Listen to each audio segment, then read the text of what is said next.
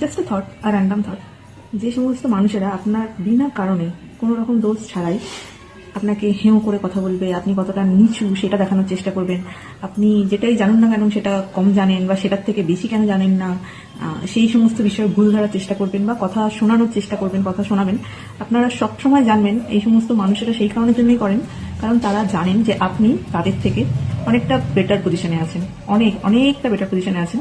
হয়তো আপনার স্থানে তারা কখনোই পৌঁছতে পারবে না, বা আপনাকে ঠিক যে স্থানে দেখতে চায় আপনি তার থেকে অনেক ভালো স্থানে আছেন, আপনি এর থেকে ভালো স্থানে আরো যেতে পারবেন, কিন্তু আপনি এর থেকে নিচে নামবেন না।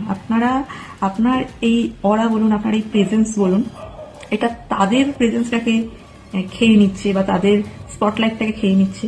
সেই কারণের জন্যই সেই সমস্ত মানুষরা আপনাকে নিচু করে দেখাতে চায় বা ছোট করে কথা বলতে চায়। এছাড়া আর কিছু না। এই প্রসেসটা যদি চলতেই থাকে তাহলে জানবেন যে আপনাকে তারা সহ্যই করতে পারে না, ডাইরেক্ট বলতে পারে না কোনো কিছুর কারণে, বা মেনে নিতে হচ্ছে, কিন্তু মন থেকে একদমই সহ্য করতে পারে না, একদমই পছন্দ করে না। সেই সমস্ত মানুষেরাই এই সমস্ত কাজকর্ম করে। তাই সব সময় নিজেকে আরো বেটার পজিশনে নিয়ে যাওয়ার চেষ্টা করবেন, আরো ভালো কিভাবে থাকবেন, আরো বেটার, আরো কিভাবে নিজের উন্নতি করবেন, উঁচু স্তরে উঠবেন সেই চেষ্টা করবেন। কেন সেই সমস্ত মানুষরা আপনার দোষ গুণ ভুল না থাকা সত্ত্বেও আপনাকে কথা শোনাচ্ছে বা আপনার সঙ্গে খারাপ বিহেভিয়ার করছে সেটা নিয়ে ভাববেনই না। জাস্ট একবার আপাতমস্তক দেখে নেবেন আর মনে মনে বলবেন আমি জানি আমি আপনার থেকে অনেক বেটার পজিশনে আছি, অনেক ভালো পজিশনে আছি, আমার ওরাটা আপনার সহ্য হচ্ছে না, আপনি আমাকে দাবাতে চাইছেন কিন্তু দাবিয়ে রাখতে পারছেন না। সেই সমস্ত মানুষরাই এই সমস্ত বিহেভিয়ার করে, এছাড়া বিহেভিয়ার করার আর কোনো কারণ নেই।